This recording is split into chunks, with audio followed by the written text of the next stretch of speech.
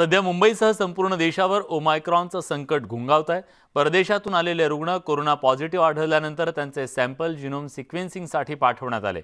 Genome sequencing म्हणजे नेमकं काय, ती चाचणी नेमकी कशी होते, याचा थेट जिनोम सिक्वेन्सिंग केंद्रातून आमचे प्रतिनिधी न्यूज कोऑर्डिनेटर तुषार शेटे यांनी घेतलेला हा आढावा।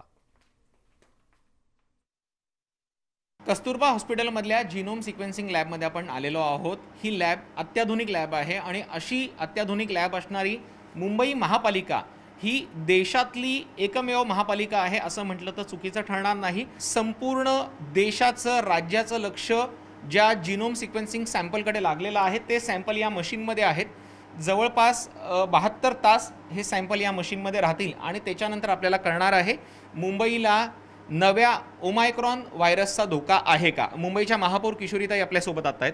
ताई काय सांगाल? या मशीनचं एक वैशिष्ट्य आहे, तिला चालू केल्यानंतर ती पहिलं स्वतःच्या आतला अंतर्भाग हा राईट आहे का, नीट आहे का हे चेक करून सिग्नल देते।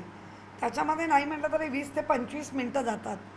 सिग्नल दिल्यानंतर तुम्ही जे काही कार्टेज आतमध्ये टाकता ते कार्टेज आतमध्ये गेल्यानंतर ते पण कार्टेज नीट आहे का किंवा त्याचं जे काही प्रोसेस आहे ते आहे का, आणि समजा चुकून ते नसेल तर ती मशीन तुम्हाला त्याच्या खुणा दाखवते। मुंबईकरांना तीच भीती होती की नेमकं जिनोम सिक्वेन्सिंग काय, ते कसं केलं जातं तेच आपण जाणून घेत होतो। आपल्यासोबत कस्तुरबा हॉस्पिटलचे डीन डॉक्टर चंद्रकांत पवार सुद्धा आहेत। सर, मुळातच ही प्रोसेस जी आहे ती प्रोसेस समजून घेणे एक महत्त्वाचं आहे। याला 72 तास लागतात।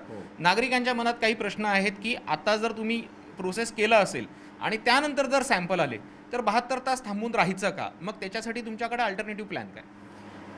मुंबईकरांनी काळजी करण्याची गरज नाही। आता सध्या एका मशीनमध्ये 282 सॅम्पल्स रन आहे आणि त्या दरम्यान सायकल चालू असताना जर आणखीन सॅम्पल्स आले तर आपण ते सॅम्पल्स NIVला पाठवणार आहोत, जेणेकरून डिले होणार नाही आणि पॉलिसी मेकिंगमध्ये बिलकुल दिरंगाई होणार नाही याची दक्षता राज्य सरकार आणि महानगरपालिका यांनी घेतलेली आहे। डिले होणार नाही सर। मुळातच आपण ही पाहतो ही मशीन आहे, याच्यामध्ये पहिल्यांदा जेव्हा सॅम्पल येतात तेव्हा त्याचं RNA एक्स्ट्रॅक्ट केलं जातं, त्याचं बारकोडिंग केलं जातं आणि मग ते या मशीनमध्ये जातं। ती नेमकी प्रोसेस कशी आहे, त्याच्यासाठी किती वेळ लागतो साधारण? ती प्रोसेस टोटल प्रोसेस एक 24 तास लागतात त्या प्रोसेसिंगसाठी। सगळे प्रोसेस आपल्याकडे सॅम्पल्स पॉझिटिव्ह येतात, त्या पॉझिटिव्ह आल्यानंतर आपण त्यांना रिकन्फर्म करतो आहे पॉझिटिव्ह, आणि त्याच्यात भरपूर टेक्निकल बाबी आहेत जिथे RNA सपरेशन, cDNA सपरेशन हे सगळ्या प्रोसेसेस आहेत। तर आपण बघितलं तर हीच ती जिनोम सिक्वेन्सिंग मशीन आहे ज्याकडे सर्वांच्या नजरा लागून राहिलेल्या आहेत, कारण की भीती हीच आहे कोरोनाचा नवीन ओमायक्रॉन व्हेरियंट आलेला आहे। त्या ओमायक्रॉनचा धोका किती असणार आहे, काय असणार आहे, ही भीती सगळ्यांच्या मनात आहे। आणि मुंबईतल्या कस्तुरबा रुग्णालयातल्या याच जिनोम सिक्वेन्सिंग लॅबमध्ये या सॅम्पलविषयी माहिती मिळणार आहे आणि त्यानंतर खरं चित्र काय ते स्पष्ट होणार आहे।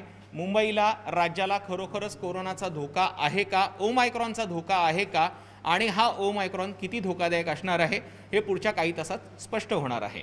कॅमेरा पर्सन भटसह तुषार शेटे, न्यूज 18 लोकमत, मुंबई। यासोबत बुलेटिनमध्ये आपण एक छोटासा ब्रेक घेतोय, पण ब्रेकवर जाण्यापूर्वी महत्त्वाची आठवण। मंडळी, सध्या कोरोनाचं संकट पुन्हा एकदा घोंगावत आहे।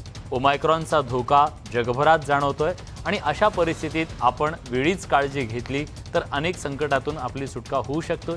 त्यासाठी गरज आहे ती म्हणजे कोरोनाच्या प्रतिबंधक ज्या उपाययोजना आहेत त्या करण्याची। मास्क वापरा, गर्दीत जाणं टाळा, सॅनिटायझर वापरा।